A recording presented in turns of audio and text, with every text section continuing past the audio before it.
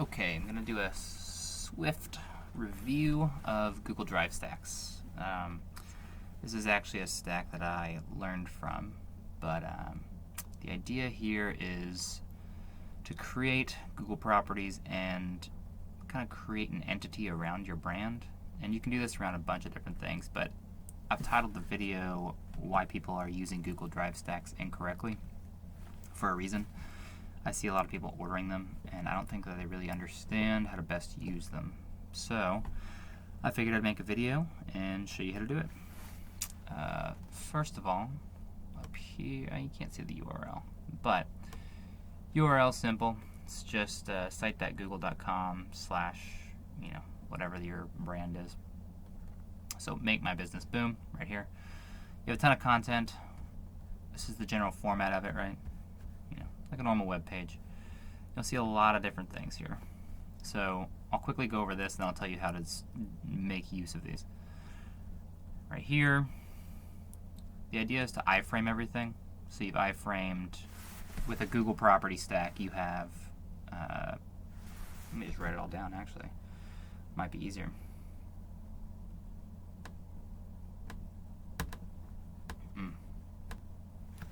Alright, so pause it real quick just so I can get an online notepad. You're going to have a Google site, Google form, Google image, Google blogger, Google sheet, Google doc, Google forms, Google maps, basically any Google property you could possibly think of. All of it's going to be interlinked, interconnected.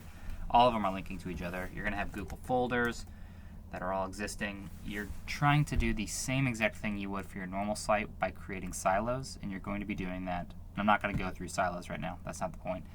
But a Google stack needs to have a correct silo. All of these make it much better. And I like to just replicate the website. But when I go over here, up here, this links straight to the site at the top, right? And he's just doing that as the header, right? So the, on every single page, this is going to be there. We have the NAP info in here, if that's applicable. External links, so you have your Google site, you have website, Google folders, Facebooks, Twitters, all that good stuff. You have an image in here. Here's all the properties.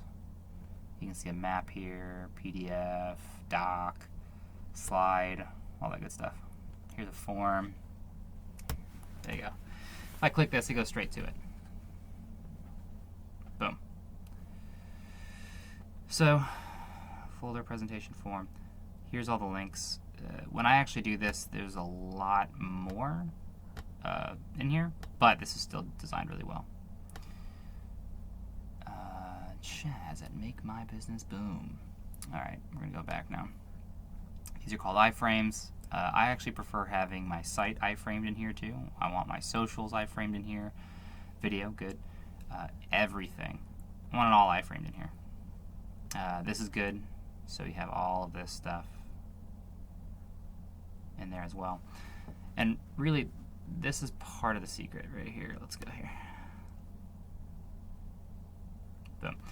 So part of the secret to this is, look at this. This is a cloud link. And it's being touched as well. You're doing the exact same thing. So ideally what you want is you want to use cloud everything. You want to use an Amazon S3. You want to use Google Cloud. You want to use every single Google property that's possible. Then once you have that, let's go to, you are going to have, so we'll have money site.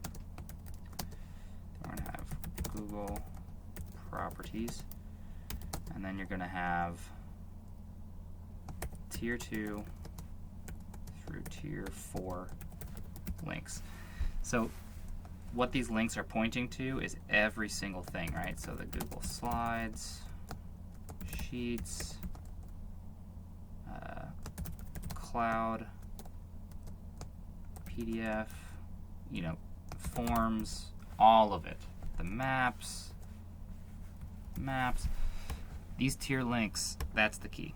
You gotta send these links over to the properties, otherwise they're just not going to do anything for you. And this idea, there's a lot of different strategies that all are using this idea, and it's called using buffer links. And the real benefit of a buffer link is that, let's say I get a penalty, right? Like, so I have doc 1, and actually I'll have money site, doc 1, and then spam. Okay, so I'm really going to spam this out. Let's get that to be like a URL rating of 40. Man, my site gets penalized. Well, you know, there's no spam actually pointing right to my site. Do you know how to get rid of that? Let's just kill that. Spam has nowhere to go. That's it. You just avoided a penalty. So that's obviously the thing that most people like about this, is that there's really no risk at all. The only things that are linking to your properties are Google itself. Not bad. And if, I've never heard of this happening, but if it happened where Google penalized itself, well, you can still get rid of it. So that's how I see it.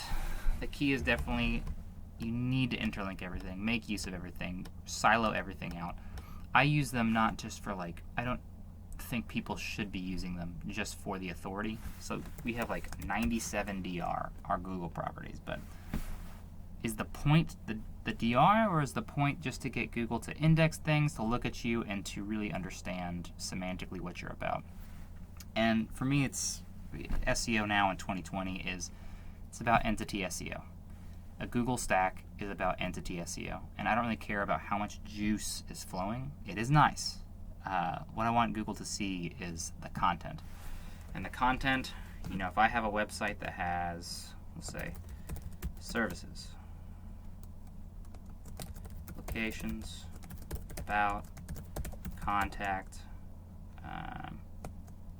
all that stuff, and we'll say there's 5 services and there's 10 locations, then every single thing is going to be replicated and have its own folder structure. It's just like your website. Just make it exactly like the website. I think part of the issue of people doing quote-unquote black hat tactics is black hat is supposed to be low maintenance, really easy. It's a hack, right? But you, just because you're skipping a lot of work doesn't mean you can skip all of the work. You need to do all the work. So just make sure you're setting it up properly. Make sure you're sending these links. It's good to send them semi-regularly. You don't have to do it too often. I send it, I have all the tools and spend thousands of dollars. So I send it all the time. But I also have servers that run like 128 gigabyte RAM. So it's just like, I can't do that. If you don't, then just do it quarterly. Send a link blast. It's not that hard.